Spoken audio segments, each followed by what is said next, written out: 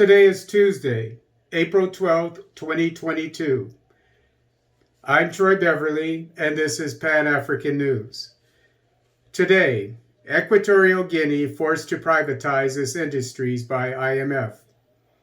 AfDB grants $5.5 million to Eastern Sahelian States for solar project. Tanzania's SGR to start operations by end of April.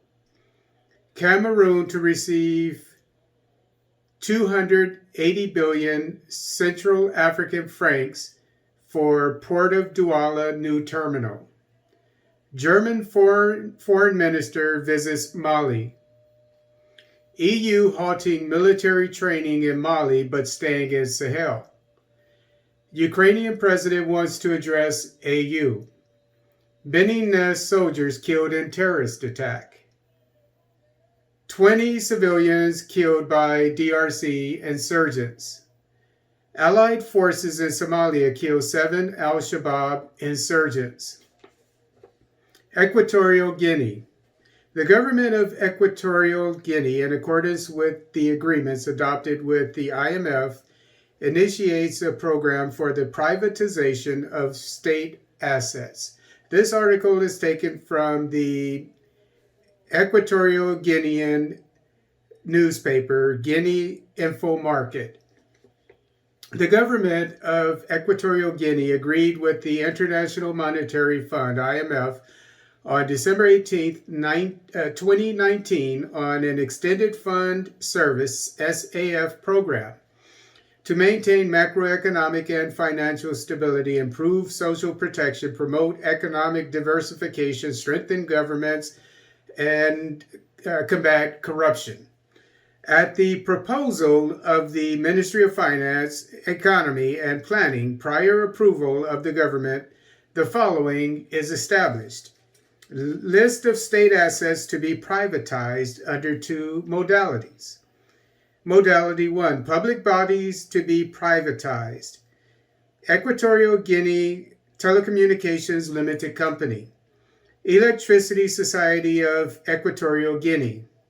Equatorial Guinea Post and Telecommunications. Manager of Telecommunications Infrastructures of Equatorial Guinea. Kaiba International. Technical Inspection of Vehicles. Modality 2. Assets subject to other forms of privatization. Hotel assets. Water assets, sanitary infrastructures, educational infrastructures, port infrastructures, airport infrastructures, tolls. Sahel. AfDB's $5.5 million grant to fund power project in Eastern Sahelian States. This article is taken from Ethiopian Monitor.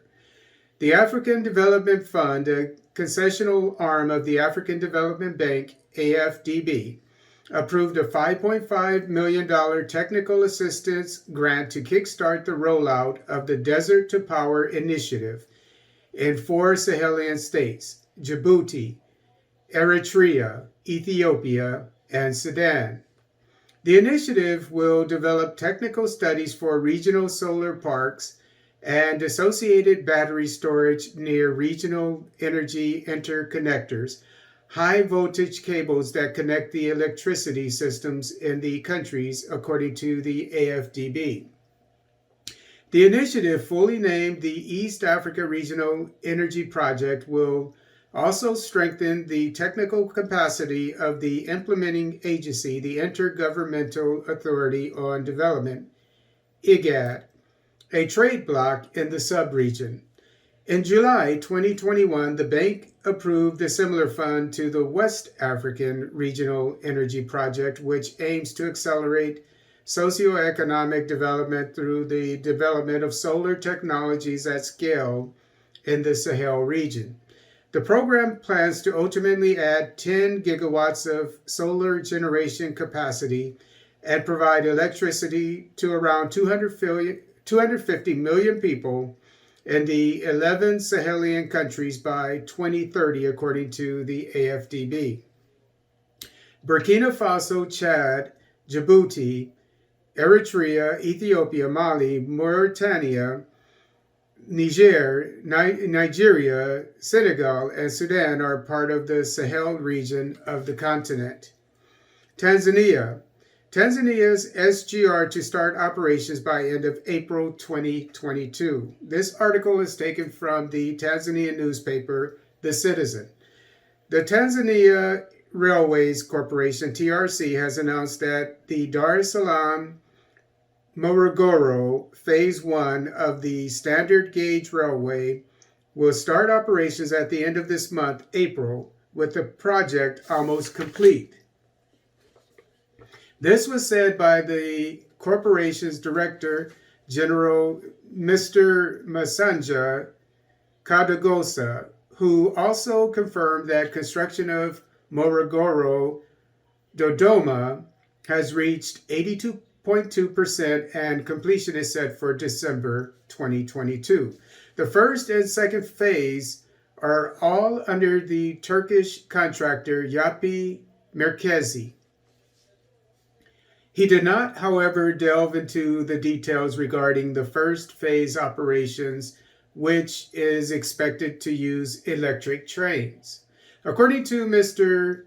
Kadogosa, the government of Tanzania has released 609.6 billion shillings out of the total 4.6 trillion shillings for the construction of the 368-kilometer project. In March 2021, President Samia Hassan Suluhu promised to finish the construction of SGR. This is what we are experiencing now. Soon, we might sign another contract for the construction of SGR, Kigoma Tabora, Cameroon, Port of Douala, 280 billion Central African francs, $452 million for a new terminal. This article is taken from Actu, Cameroon. An agreement was signed on March 31st, 2022 in Douala between the General Administrator of the English company KTH and the General Manager of the Autonomous Port of Douala, PAD, Cyrus Go.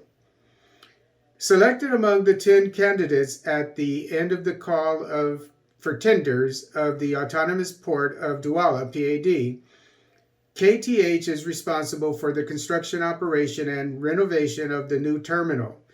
These are 42 hectares of mixed bulk carrier terminals with a 900 linear meter quay on the right bank of the Wari River in the port of Douala, Bonaberi. The duration for the works is 5 years, and the build, operate, transfer type agreement stipulates that KTH will operate the terminal for 25 years. It implies that the financing is fully sought by the promoter without endorsement or guarantee from the PAD. Mali. German Foreign Minister begins visit to Mali. This article is taken from Anadolu Agency newspaper. German Foreign Minister Annalena Baerbock began a visit to Mali on Tuesday to take stock of Germany's engagement there, French media reported. This visit comes 2 months after the announcement of the withdrawal of Barkhane and the European Task Force, Takuba, and follows by a few days that made last weekend by the German Minister of Defense, Christine Lambrecht, recalls Radio France Internationale, RFI.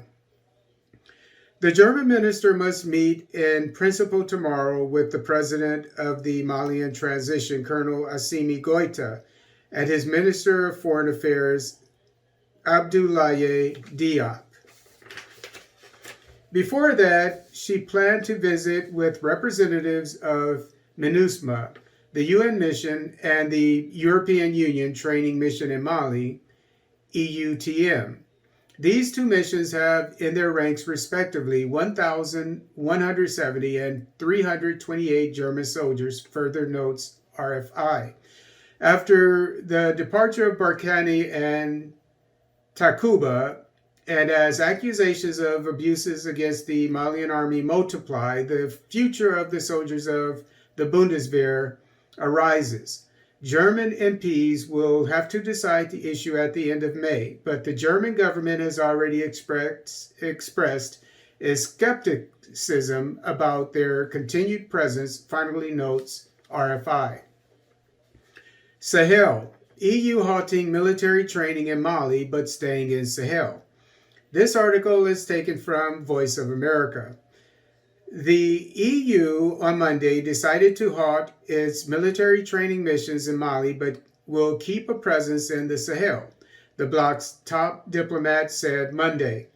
The diplomat said it was decided that developments in Mali have forced us to see there were not sufficient guarantees on non-interference by the Wagner Group, a Russian private military organization that France and other countries say is operating in Mali as an armed force. Russia says it has only supplied what it officially describes as military instructors to Mali. Borrell said the notorious Wagner Group is responsible for some very serious events which have led to dozens of people being killed in Mali in recent times. France last week expressed concern over reports that Malian soldiers and Wagner mercenaries killed more than 200 civilians in an operation last month in the Malian village of Moura. Paris in February announced the withdrawal of its troops from Mali, a former colony, after a breakdown in relations with the country's junta that seized power last year, ending a near 10-year deployment. Africa. Ukrainian President Volodymyr Zelensky asks to address African Union. This article is taken from the French newspaper AFP. Saul, the current AU chairman, tweeted that he and Zelensky had discussed over the phone the economic impact of the war in Ukraine and the need to favor dialogue for a negotiated outcome to the conflict.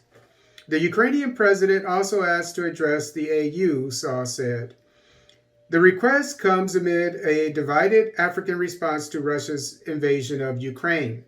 For example, 58 countries abstained from an April 7th vote in the United Nations General Assembly that suspended Russia from the UN Human Rights Council over its invasion. Africa accounted for 24 of the abstaining countries, which included Senegal. 9 other African countries voted in favor of the resolution, and 9 voted against. Benin. Benin soldiers killed in a new terrorist attack. This article is taken from the Togolese newspaper Isi Lome. Several Beninese soldiers were killed and others injured on Monday, April 11, 2022, in a new terrorist attack at Pinjari Park in the northwest of the country. An improvised explosive device attack took place Monday at the Pinjari National Park in Benin. At least 5 soldiers were killed, Benuto reported Monday, citing a security source. Other deaths are also reported among injured people taken to hospital for treatment. The north of Benin has been facing terrorist threats for several months now. DRC. 20 other civilians killed by ADF in Irumu. This article is taken from the DRC newspaper 7 Source 7. At least 20 civilians were killed in attacks carried out by ADF rebels and their allies on Sunday, April 10th and Monday, April 11th, 2022 in several localities in Irumu territory located along the RN4 National Road number 4 in the province of Ituri. The situation remains tense on Monday in Mangusu, an area 2 kilometers from Komanda. The enemy killed 17 civilians there before setting fire to several houses and looting many of the inhabitants' belongings. On Sunday, they killed 3 other people in Shauri Moya and Machwalo. It's really sad, said Moise Usini, the governor's delegate, in an interview. This attack is confirmed by the Army spokesman in Ituri province. Lieutenant Jules Gongo speaks of the weakness of the enemy who unloads on the population after being hunted down in its strongholds. I confirmed this news. The enemy fired on the civilians. Several died near Komanda. The enemy fled the firepower of the army and is working urgently to restore order in the outskirts of Komanda.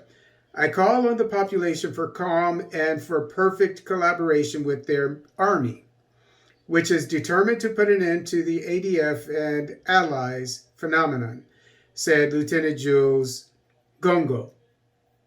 Somalia. Somalia's allied forces killed 7 terrorists. This article is taken from the Somali newspaper Hiran. Somali National Army, SNA, backed by the African Union Transition Mission in Somalia, ATMIS, killed 7 al-Shabaab terrorists in a foiled attack on Monday in the southern part of the country. The SNA commanders who led the operation told Radio Mogadishu that the militants had attempted to launch an attack on an army base in Dinsur, a town in the southern region of Bay. Somali National Army and ATMIS forces in Dinsur town of Bay region on Monday repulsed an attack on army base by al-Shabaab and killed 7 terrorists, the state-owned radio reported. The militants often carry out attacks against government and AU bases in southern and central Somalia, despite heavy security and army presence in those areas.